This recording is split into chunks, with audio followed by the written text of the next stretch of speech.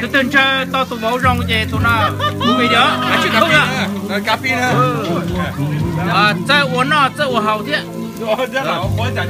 ok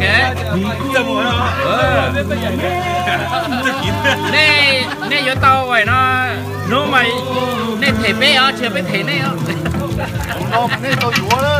nè vừa nè thể nè giờ chủตัวโลตัวเชตัวมอเตอร์ไซค์มีนอที่เชียวพอรถจะคุกหรือนะหมดเจอเจ้าโบรงนอนเห็นอยู่นะเห็นนอชิมัวไปเจอตัวเลยเนี่ย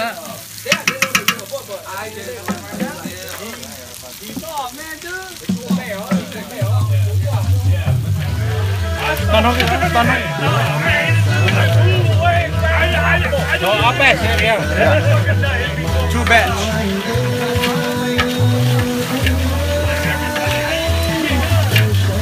เทลงดูเทลงนะ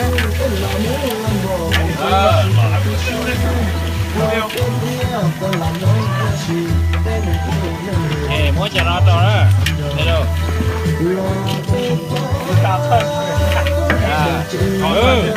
Linh chị trong đó. Get a spoon.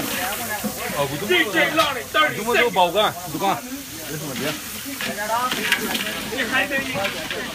Giờ cơ tao khó rồi mà cổ chít thả rồi tụi bố rồi. Nô này tụi này. Lô tê tập phụ lưu là lô như trẻ không được khó. Khó hửa này, chúng ta lại cao luôn. Chỉ một khó chơi liền. Thế sao uống nó hầu sẽ gì? Chỉ cha tụi nó là.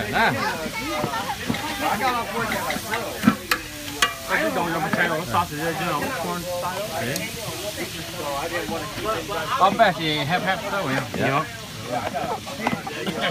No, có một món chè nè. Có khăn recipe có và no. Có khăn recipe và thêm một tô sữa đá thế là secret. Nhung ý sơ có kháchคนละอย่างจอnó sinh ra đấy. Ồ, nó mua là chỉ dài đấy. Ồ,它不出太天里为了要 secret. 这 secret 記咗，即係當記咗。即係當啲。OK。喂，左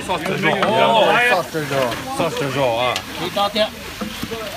Put some on top.